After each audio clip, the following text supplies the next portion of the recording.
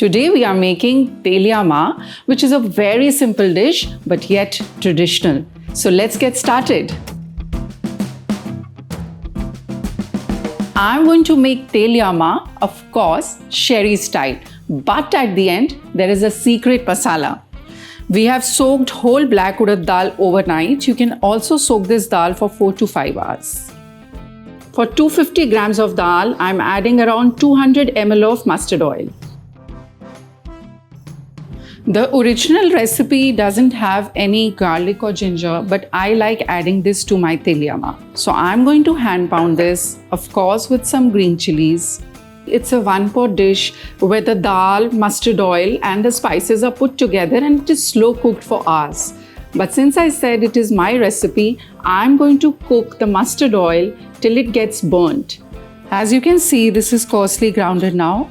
We are going to start with, of course, my favorite hing, asafoetida, some black cardamom, some cloves, 1 stick of cinnamon, 4 dry red chilies. Now we will add the hand pounded ginger, garlic and green chilies. I'm going to add the soaked dal now.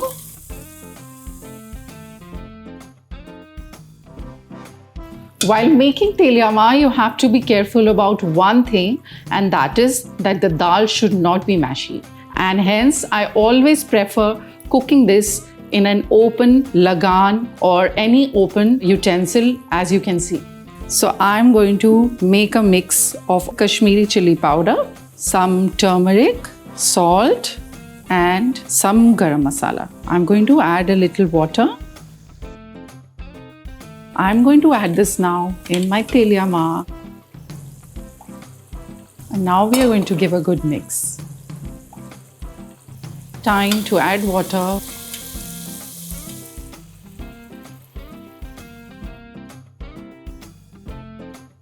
Now we will wait for the boil to come and we will slow cook it for half an hour.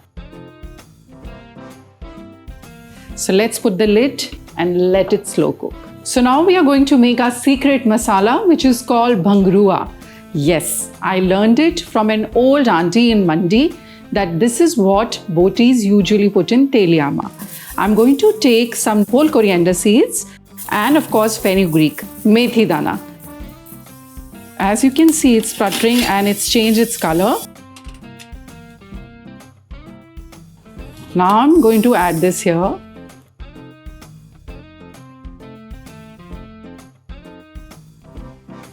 As you can see, wow, our Teliya Maah is ready right after half an hour of slow cooking. This is how it should look. Beyond this, if we'll cook, it will turn mushy. So we have to be very careful, as I told you earlier. And now I'm going to add my secret masala, the bhangrua. This is going to elevate Teliya Maah to another level. I'm going to finish this off with some kasuri methi, which is optional. Our Teliya Maah is finally ready and you can relish this with hot and piping steaming rice. But don't forget to tell us on comments that how this turned out for all of you.